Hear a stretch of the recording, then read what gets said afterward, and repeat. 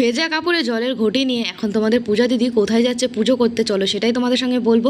তার আগে এখানে তোমরা দেখো এই গরমের সময় যে পদ্ম ফুল ফোটে সেটা আমি জানতাম না। আমাদের গাছে কিন্তু দুটো পদ্ম ফুল ফুটেছে, একদিকে ভালোই হয়েছে, আজকে পদ্ম ফুলটা আমার লাগবে। তো পদ্ম ফুল দুটো তুলে নিয়েছি গাছ থেকে। তারপরে আমার কিছু কাজ রয়েছে ঘরে, তো সেগুলো আমি আগে সেরে নেব। তো চলো, তো এই শাড়িগুলো কালকে পরেছিলাম পুজোতে, যেহেতু এই শাড়িটা এখন আমি ধোবো না, তাই শাড়িটা রোদ খাইয়ে ঘরে রেখে দেবো। তো বিছানাটাকে কিন্তু আগে গুছিয়ে নিচ্ছিলাম, বাসি বিছানাটাকে। তো বাসি বিছানাটা কিন্তু প্রায় আমার গোছানো কমপ্লিট হয়ে গেছে। তো চলো, চাদরটা এলোমেলে হয়েছে সেটাকে ঠিক করে দিয়েছি টেনে টুনে।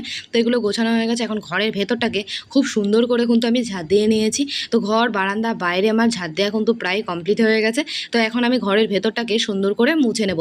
জানো তো, সকাল হলেই যেন কাজের একদম পাহাড় জমে যায়। পাহাড় জামা কাজগুলো করার পরেও তারপরে যখন খাটে একটু বিশ্রাম নিয়ে মানে নিজের মোবাইলটা হাতে নেব, তখন যদি এই কথাগুলো শুনতে হয় যে সারাদিন তো শুয়ে বসেই খাস, তো এই কথাগুলো শোনার পর কান্না রাগ হয় তোমরাই বলো। তবুও রাগটাকে কন্ট্রোল করে কাজগুলো তো আমাকে করতেই হবে, যেহেতু আমার মা বাড়িতে থাকে না, এই কাজগুলো আমাকে সম্পূর্ণ একাই করতে হয়।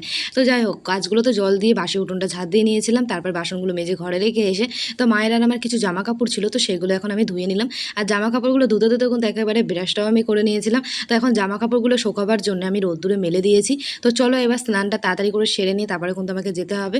তো চলো তাড়াতাড়ি করে এক বালতি জল ঢেলে নিই। এক বালতি জল ঢেলে মাথাটা ঠান্ডা করে নিলাম, যা রাগ ছিল ঠান্ডা একদম হয়ে গেছে। কিন্তু আমি ঘটিটা নিয়ে নিয়েছি ঠাকুরের, আর এখন এক ঘটি জল আমি কল থেকে নিয়ে নিয়েছি। আর এখন আমাকে যেতে হবে পুজো করতে। কালকে যেহেতু আমি শীতলা মায়ের পুজোর উপোস ছিলাম, তাই এখন আমি স্নান করে ভিজা বস্ত্রে চলে এসেছি জল দিতে। মনসা তলায় ভিজা বস্ত্রে জল দিতে হয়। তো কমপ্লিট হয়ে গেছে, চলো এবার তোমাদেরকে মায়ের দর্শন করাই। তো সবাই মিলে আমার সাথে একবার বলো, জয় শীতলা মায়ের জয়।